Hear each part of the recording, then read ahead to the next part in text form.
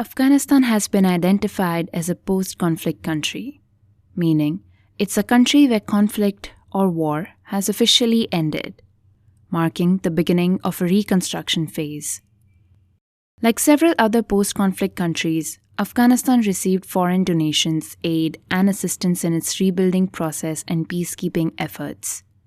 International organizations and troops from various countries entered Afghanistan to help with the reconstruction, often by funding and executing infrastructure projects which would benefit the Afghan society.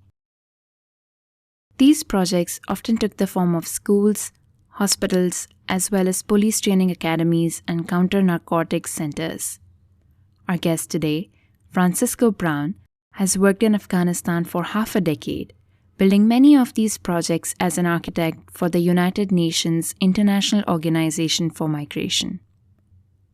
To be honest, when I first met Francisco, or Pancho as he likes to be called, his bubbly personality gave no clues about all the incredible work he had done during his time in Kabul. Not to be too assuming, but Pancho was quite modest about his work, and so I took this as an opportunity to ask him everything I always wanted to. My name is Vaishnavi Shukla, and this is Architecture Off Center, a podcast where we highlight unconventional design practices and research projects that reflect the emerging discourses within the design discipline and beyond. Architecture Off Center features conversations with some exceptionally creative individuals who have extrapolated the traditional fields of architecture, planning, landscape, and urban design. It's a nice crisp, cold morning. So it's rather chilly, but good. Very good. Very sunny. Tell us a little bit about your background and what led you to Afghanistan. Well, I'm originally from Nicaragua. I studied architecture there in my undergrad. And it's very interesting that there's two historical connections that actually pushed me to Afghanistan. The 2008 economic crisis that destroyed the American economy rippled down to Nicaragua, where I was a design architect designing beach houses for rich Americans. So that business went belly up and I was suddenly out of a job. And the second geopolitical or like geohistorical thing that happened was the 2008 China earthquake in the Sichuan province. Like, this is very interesting because this massive earthquake with dozens of schools fell down and killed hundreds of kids was a massive alarm in the humanitarian world that were doing infrastructure, including projects in Afghanistan that Americans were funding. So Americans at some points were like, "Hey, aren't we doing hundreds of schools in Afghanistan? How are those schools being built?" Because there was just a massive earthquake in China who killed hundreds of kids, and this will be a catastrophe, politically speaking, and in any way as well, that to have dozens of kids buried in brand new American-funded schools, right? So they did a forensic study in all of these brand new schools in Afghanistan. They realized they were shit. Americans went panicking, and they opened this huge infrastructure organization within the International Organization of Migration, IOM, which is a UN organization for migration. But because of the good connections with the Americans, they opened this massive multi-million-dollar infrastructure program in Kabul, Afghanistan, to design and build projects that were, and this is the big key, American code compliant. Let me repeat this. Every project that we design and build in Afghanistan, in the second poorest country in the world after 70 years of war, had to be American code compliant, meaning that hospital could easily be in Mississippi or Washington, D.C., or in Bamiyan or in Badakhshan, right? So you can imagine like making a hospital code compliant in America is expensive and challenging. Can you imagine in a war ravaged zone? So it was a very interesting challenge. So those two massive situations pushed me to be out of a job and looking for a job, and finding this guy in a Christmas party in Nicaragua. And we were just having a drink, and at some point he was like, "What are you doing?" "Oh, no, I'm looking for a job." "Oh, really? They're looking for architects in Afghanistan," kind of like a joke. And I was like, "Ooh, I'm interested." And he was like, for real? And he was like, yeah, for real, send me your CV. And I sent him the CV. I was 23. So you cannot be more than 25 to work for the UN in Afghanistan, because Afghanistan was each country had its own category of danger. And Uh-huh. Afghanistan was like number 5, was like Iraq and Afghanistan were the most dangerous places on earth, according to the United Nations system of safety and security. Bottom line, I apply. I couldn't get a job as an architect, but I got a job as an intern. And off I go on February 29, 2009 to Kabul, Afghanistan. Yeah, it was truly incredible. Then I got a job as an intern, and quickly, like 6 months later, I was already like an international architect. I got upgraded. I started getting upgraded because nobody was able to do the job. And we make this incredible team with Mustafa Nouri, an American Afghan architect, running the show. And we made this incredible team, and we're able to do the impossible. And it was really fun. So in a matter of like couple of months, you went from designing houses for rich people in Nicaragua to designing in a quote unquote post conflict zone. So you were the project architect and you were Yep. in charge of conceptualizing a lot of institutions that an architect would perhaps barely ever encounter in their professional practice, Yeah. let alone in what, the IOM calls a post conflict zone.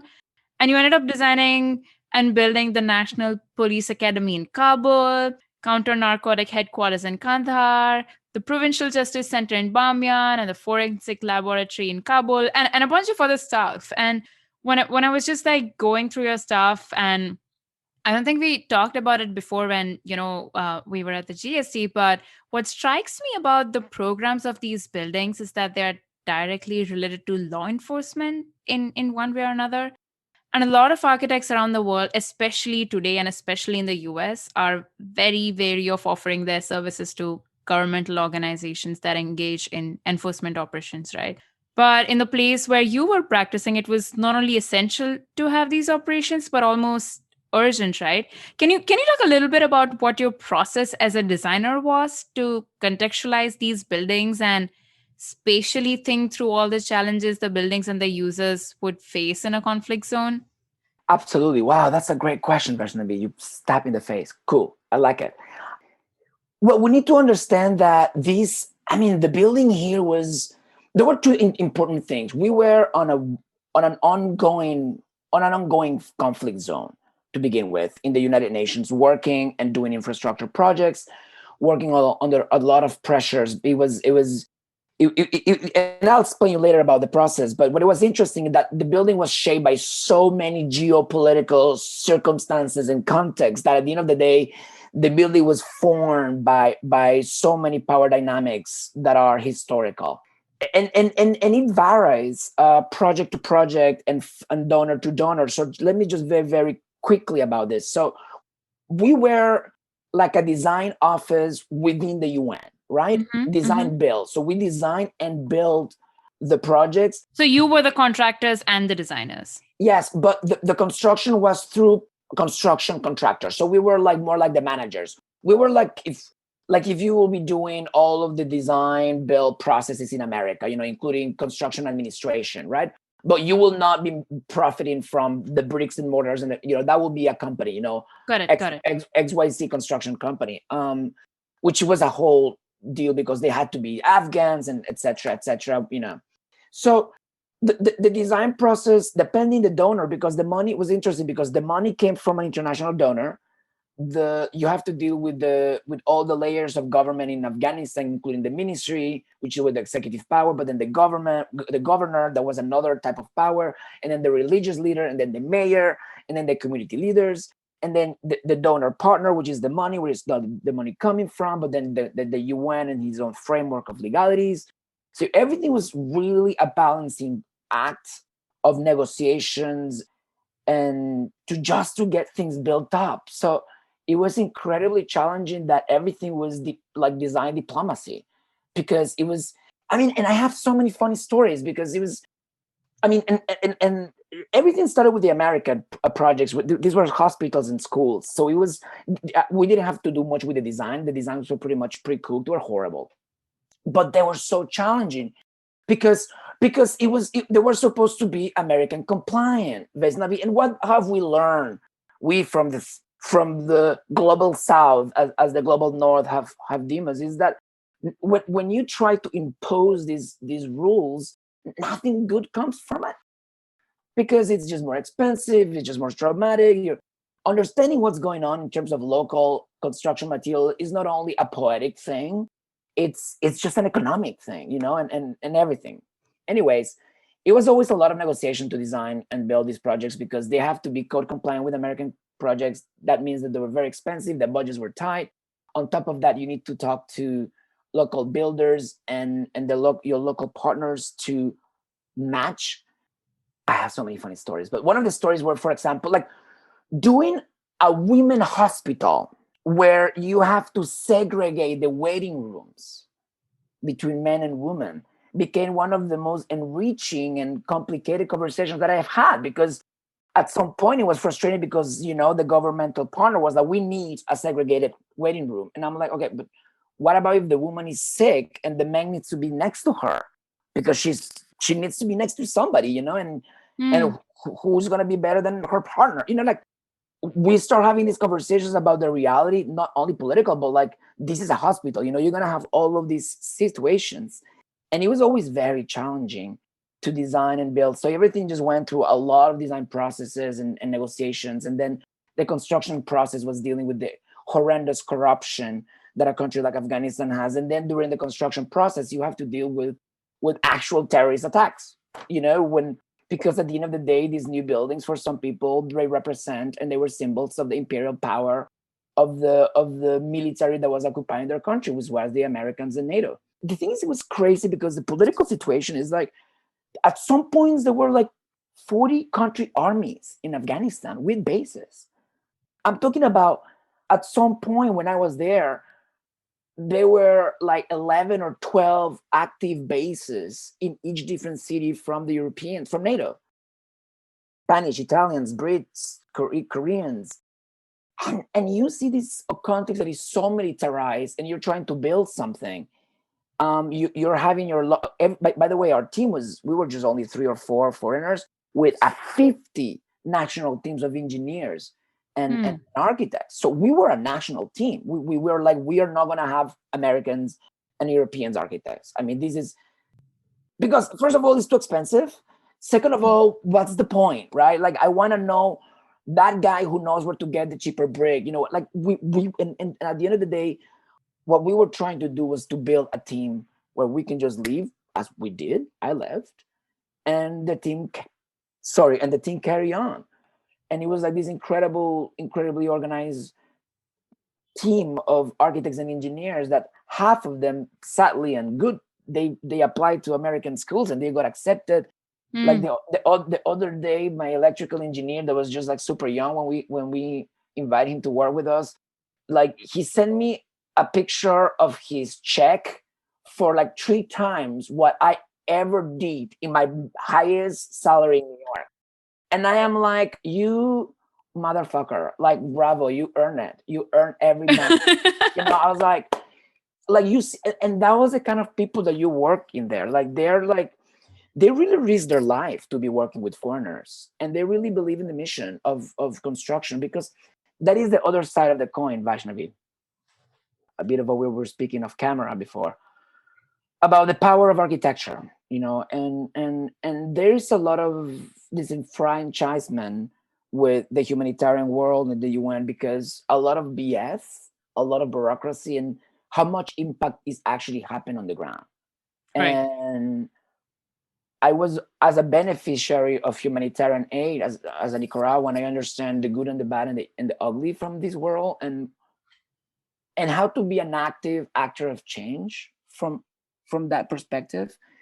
And I think it's just about who is there. I mean, it's their countrymen, and you're like, need to engage in the most respectful and in the most wide ear open approach.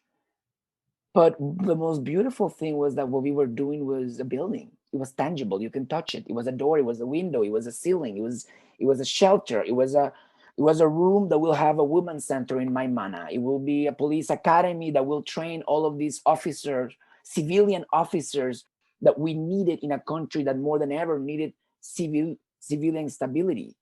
You know, you were talking about that we did a lot of projects on the law enforcement. It was actually bigger than that. That was mostly because we were working as well with the United Nations Office for Drugs and Crime.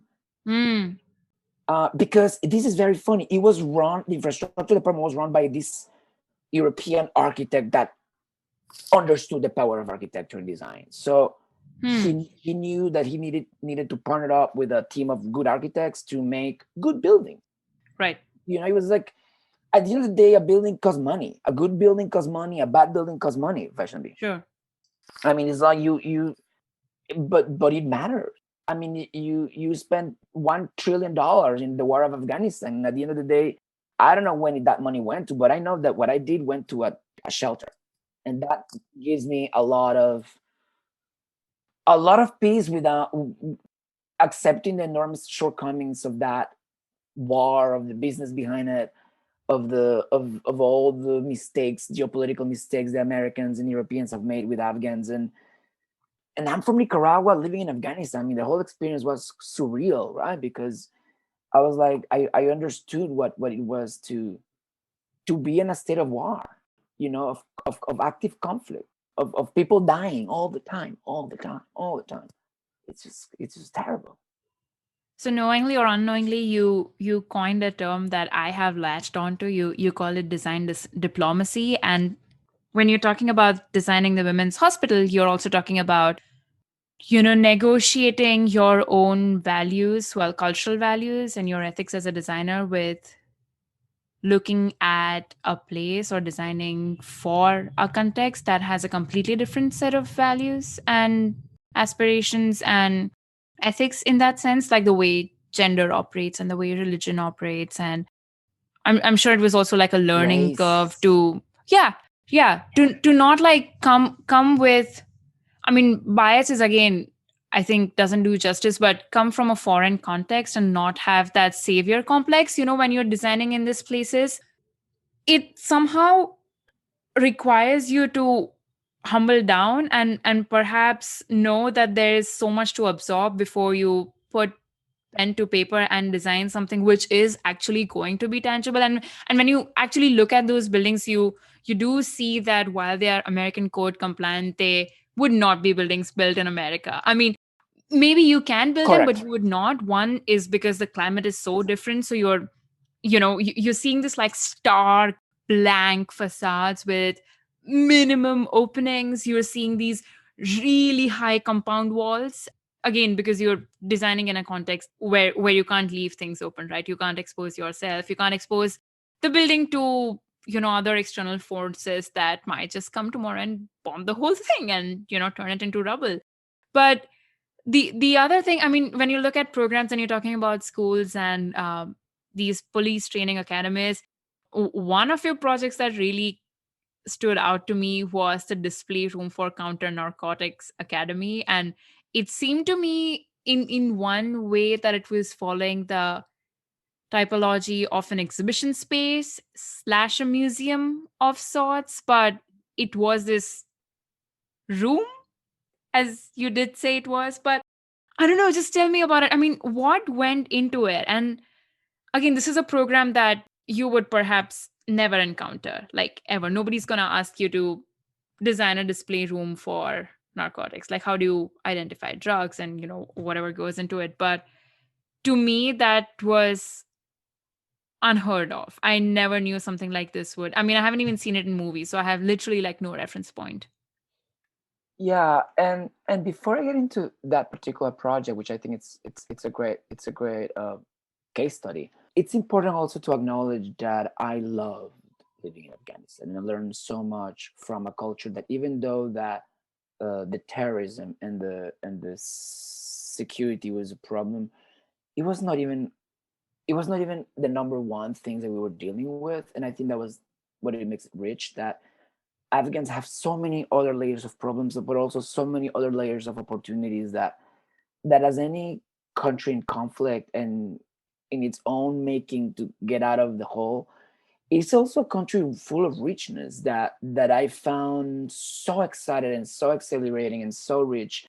And bear in mind that when you make those distinctions about me arriving as a foreigner, is like there's also a massive difference between you and me in that way. I mean, you come from a very diverse country.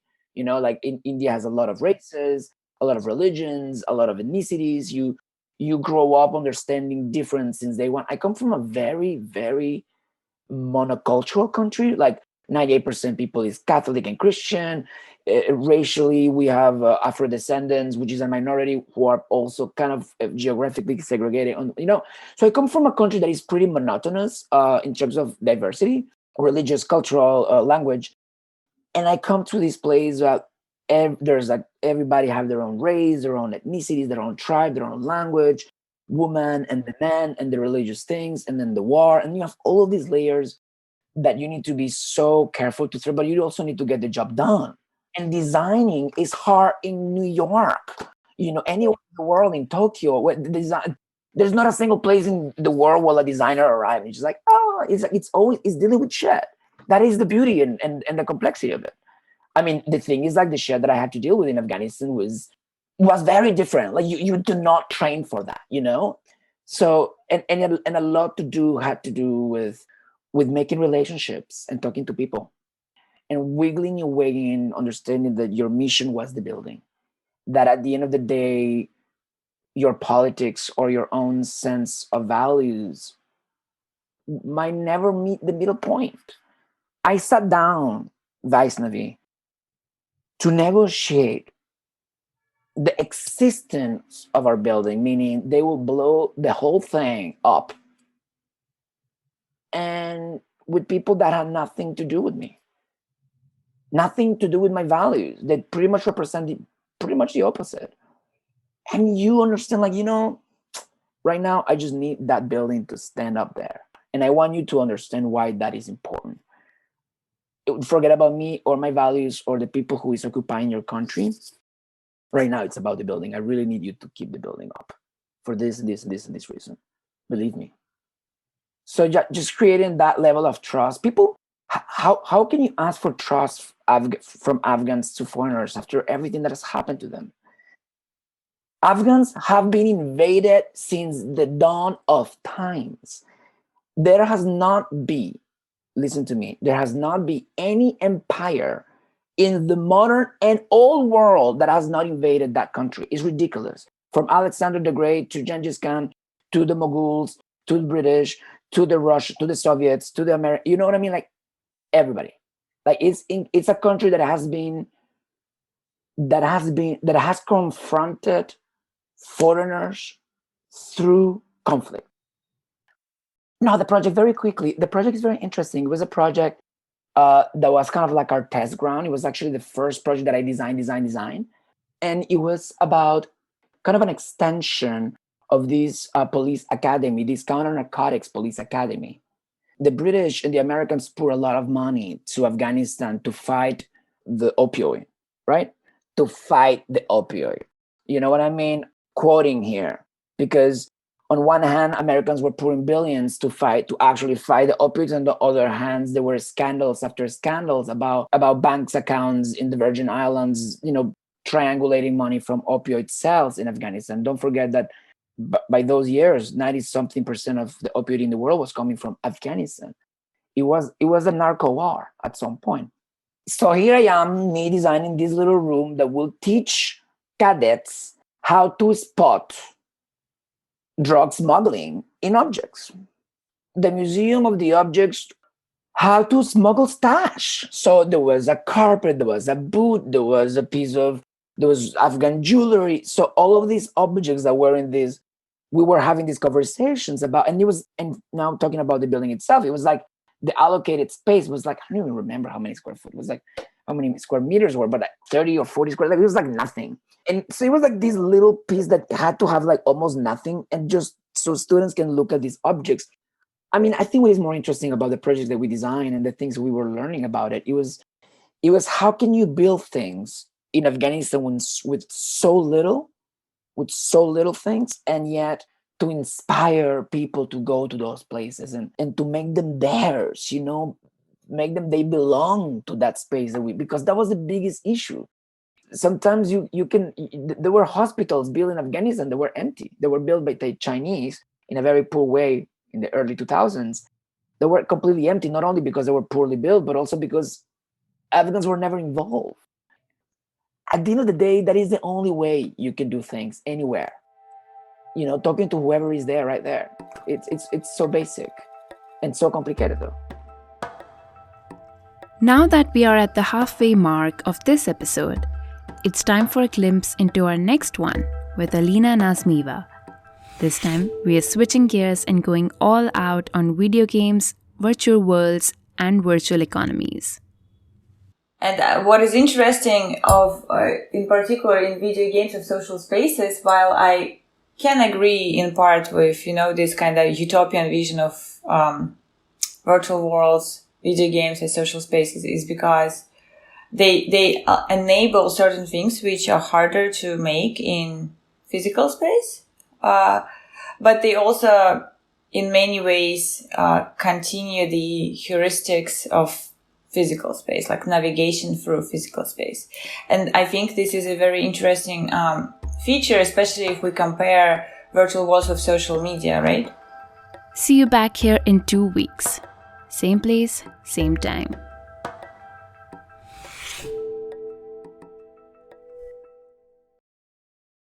I think this is a perfect segue because on the first episode, I was talking to John and Nadieli from the GST, and they have been working in the Rohingya refugee camp since a while. After the studio ended with Anna Heringer, and I was talking to them about this as well, and I imagine that a big challenge of working with international agencies has to do with red tape and navigating bureaucracy. And on top of that, as a foreigner working with locals, I'd be super curious to know how important it was for you to communicate and to build coalitions, because I know, and I will put this up on the website, you've created this very interesting graphic of all the stakeholders involved in a project. Oh, that was a joke, and that was a joke. I know, but it's so real, right? Because you're like, this is what is possible. This is how much money you have from your funding sources. This is what the project requires. This is what the local requires. This is the skill level. And basically, it's like you're trying to fit a square into a circle. It's just all these different things. And as you said, at the end of the day, you're an architect and you have to build something, and it has to be a functional building. And to make that happen, because it's a job, it's so important to have all these people involved, because if you don't have that, I don't want to call it embedded only labor in the building, but also that sense of belonging and ownership. If that's kind of missing, then, the building might just be like one of those Chinese hospitals that you're talking about. So what was your process of, what was communication like? How important was it to build coalitions? What was the process like? Well, it was, each project has its own process. So obviously, sort of defined by money. Americans had its own process. There was a lot of check and balances, of course, Americans. And let's not forget that red tape and that bureaucracy, both in multilateral organizations or donor partners, exists because to battle forms of corruption. At the end of the day, corruption has become, and it is, a serious illness in every form of coexistence. And that red tape has come handy to battle the people with no working ethics. So I hate to admit that it was the only way to deal, but it was really daunting. And in terms of discussion, it was funny. Everybody have their own way, but each project will have their own communication forms. You will have having tea with the commanders in their house, very top down. And you will have an incredible participatory method like the one that we had with the Maimana Assembly Hall that was for women, followed by the Norwegians. So we were have like all of these women from all ages and ethnicities designing this building. And it was just like a dream project, because at the end of the day, that project was as much as theirs as ours. And you realize this is great. You don't have, we know that project will be there forever. And if anything, it's going to grow and it's going to be this. And then you have other projects that we were not super successful because corruption, because of distrust from the donor partner, because of our own lack of experience as well. And I mean, we spent 5 years doing a hospital that was supposed to be built in 1 year, and cost millions. It was ridiculous. I mean, one of the darkest, most funny conversations that I used to make fun of, but it was true. It was when we were designing that hospital, and it was a fight between because at the end of the day, Americans also gave the design to an American company, and it was like kind of an American corporate design company designing a hospital to be in Afghanistan. So of course, you will have these architects saying, yeah, but according to code C55C5CZ, you will have to have 5 psi per, and you're like, yes, but you cannot have that here because. So I remember having the big battle of the fire sprinklers. So Americans were like, we will not build a building without fire sprinklers. And we were like, listen, you cannot build a building with fire sprinklers, because to get a building with fire sprinklers, you need all of this water that you don't have, because we don't have running water. You need to get it from a well, which means that you will need to get this amount of space and this amount of money for this size of tanks. But on top of that, to get a fire sprinkler, you need to have this pressure. To get that pressure, you need to have this amount of power. You don't have that power, you need to have a generator. For having a generator, you need to have a storage for fuel. To have a storage for fuel, you need to it became like that, the conversation, until I told them, like, what you're trying to convey it is such an issue. It is such an issue that at the end of the day, you need to give up to that and bring a solution that will solve the problem when the building is in fire, but that it will not meet code in America. And that is the kind of negotiation that we have to have. It was ridiculous and super funny. I mean, at some point we have to change an entire design set ready to go for construction. You can imagine what that means, right? Like yes. I know that feeling way too well. 100-bed hospital design set, 1.2 billion pages that are like ready to just leave the umbrella of the design studio. So somebody on the bottom of the food chain says, we need to change all of the toilets, because in Afghanistan, the tradition is that you cannot be facing Mecca. Correct. In the front or in the back of the toilet stall. Right? So in a hospital, as you can imagine how many toilet units are. Like changing 90 degrees toilets, I mean, means it's important, in terms of pipes. It was one of those conversations, and we did it, by the way. So it was like that. Like, those are two tokens of our daily design conversations that expanded beyond what we are accustomed to a design practice. And I am so grateful for that, because at the end of the day, as you mentioned at the beginning of the conversation, how do you communicate? How you communicate design ideas? Because it's about it's when we learn to communicate our design ideas effectively and rigorously and with the right evidence, is that we were gonna lift our profession to the right value, and we will be able to stop bitching about why we are so undervalued in society. We want to be valued, then let's bring it all. Well said, Pancho. I'm going to change gears and provoke you a little bit here and bring in a little bit of theory, because, That's who we are. I'm I have my own little obsessions, but there's been an increasing interest among architects and planners to explore the Afghan geography and see how one can interact with, dare I say, the emerging urban fabric. I'm thinking specifically of Sasaki's Kabul Urban Design Framework and the GSD's recent studio imagining an urban future for Ishkashim by Rahul Mehrotra that you also assisted in terms of documentation and research.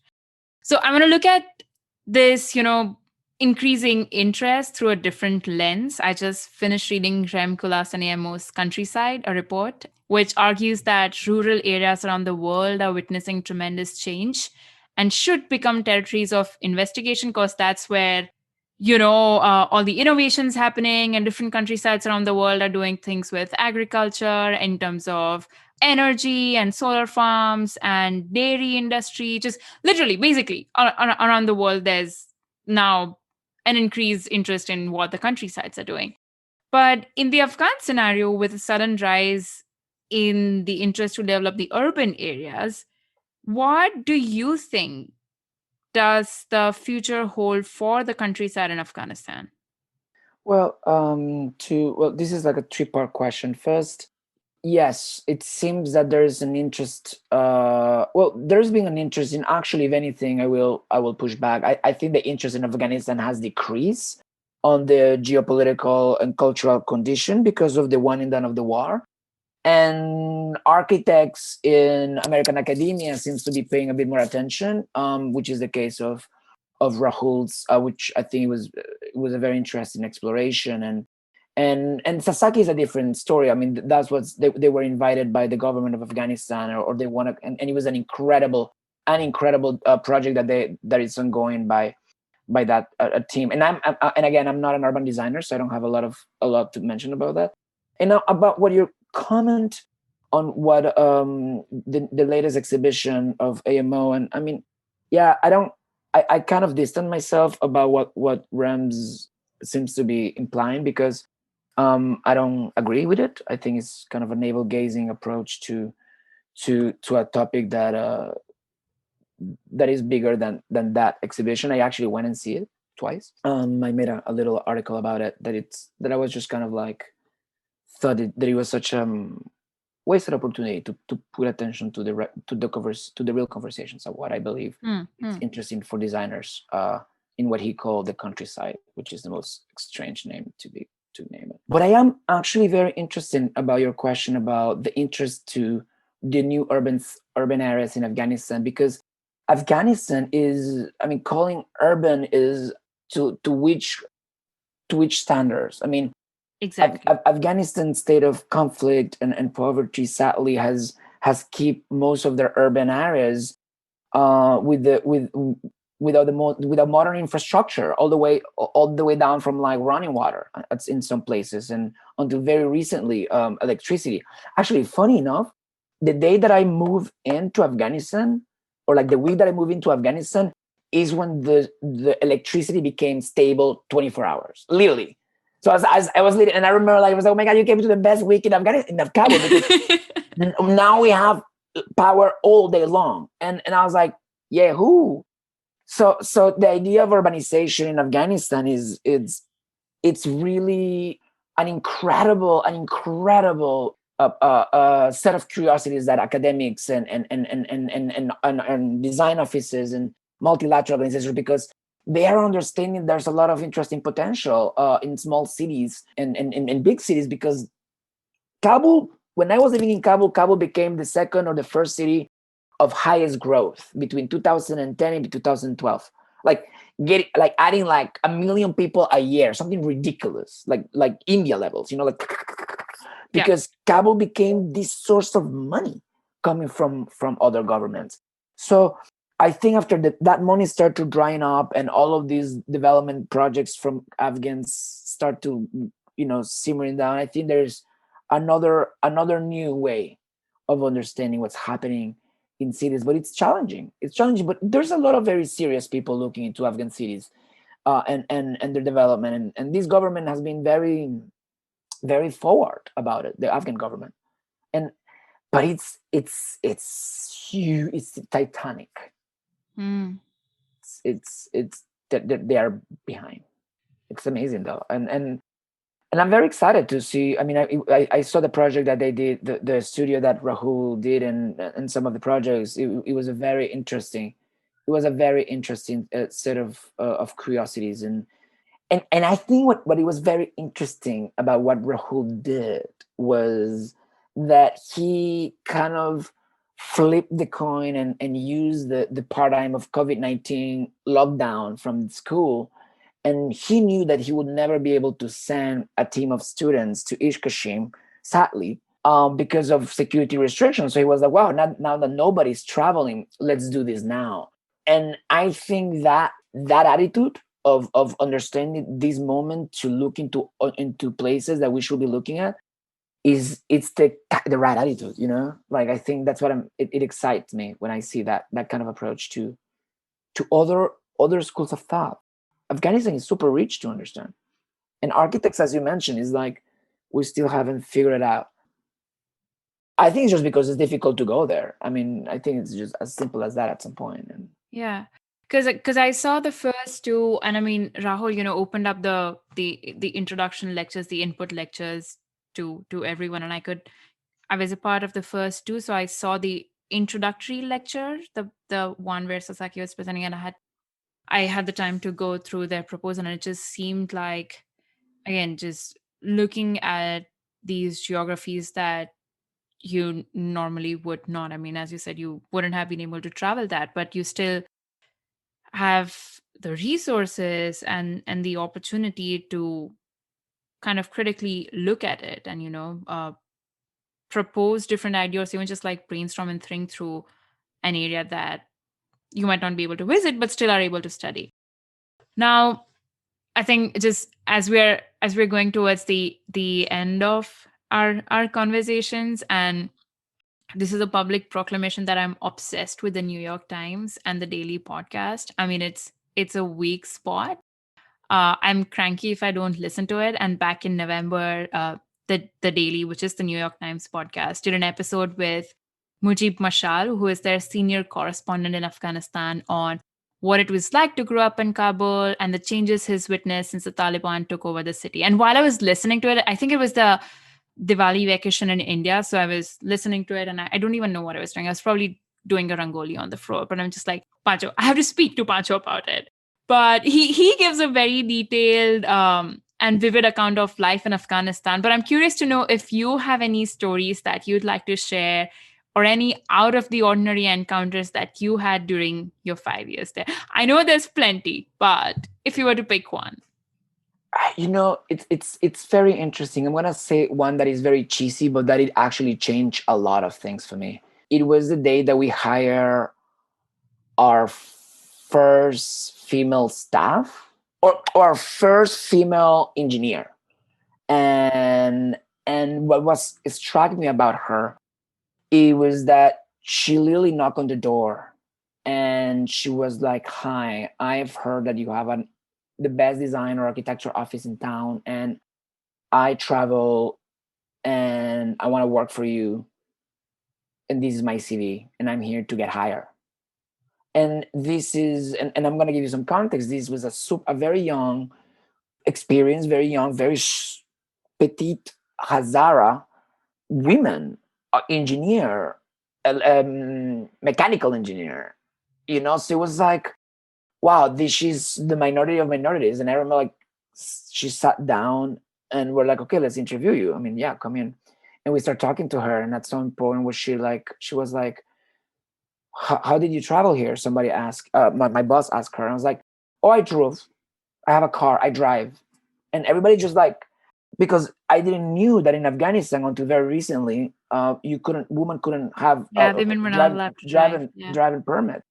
And this woman that is also Hazara, that they suffer their own set of discriminatory attitudes against, they are like that kind of like minority, especially in Kabul.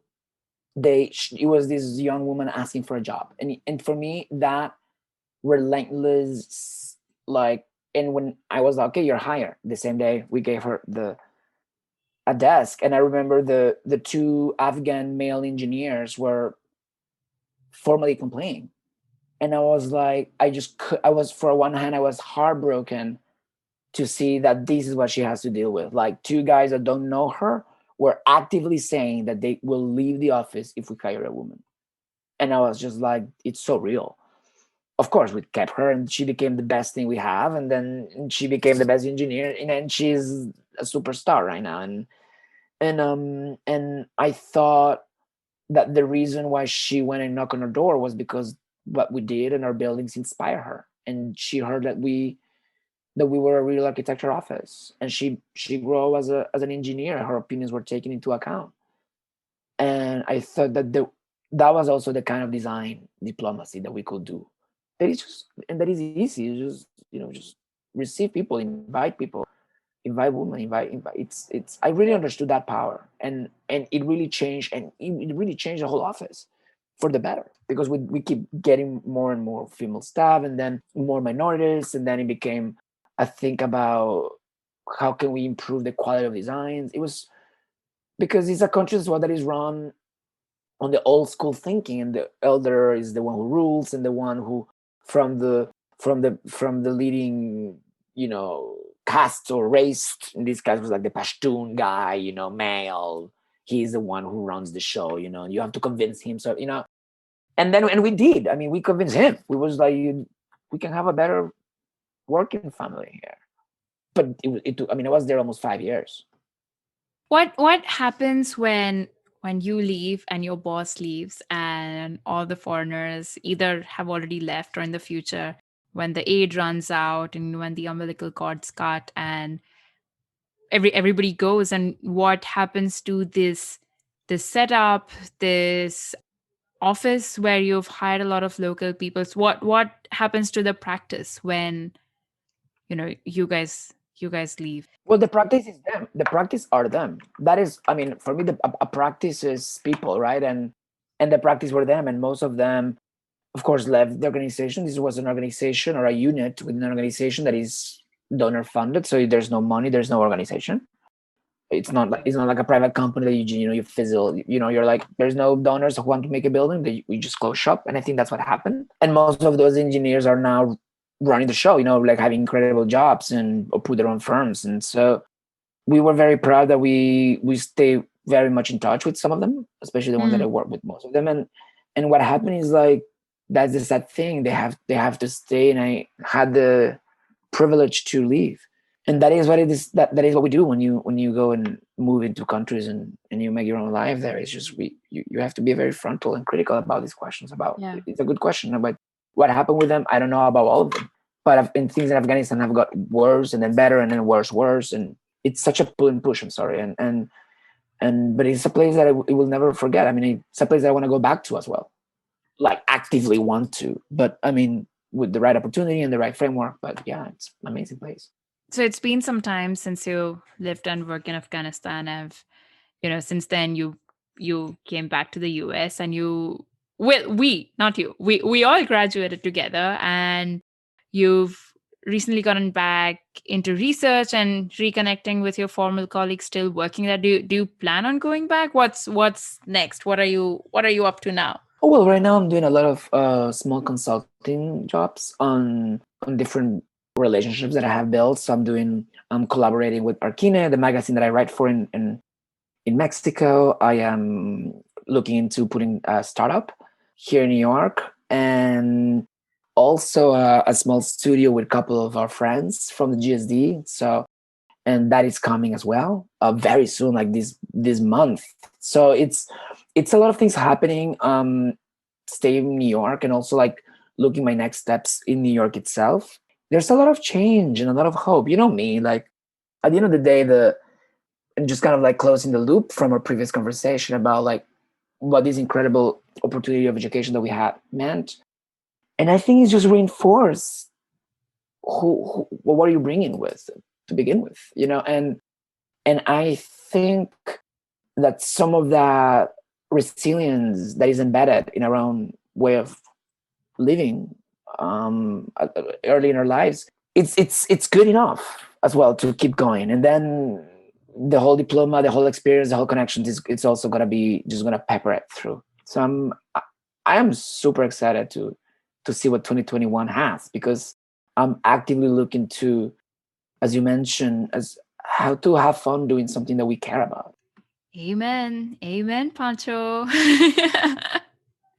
Well, thank you so much for taking up the time. I hope that the next time we do this, we get to have another conversation about your startup and what you're doing and all the new projects. And also, hopefully soon, I don't know when, just meet for drinks in New York, whenever that is. But I'd love to see you. And thank you for being here.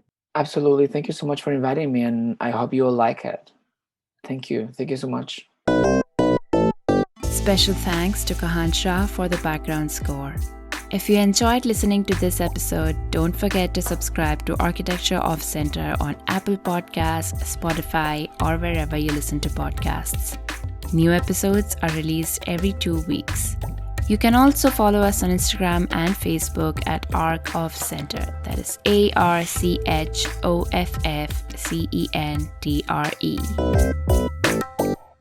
Thanks for listening.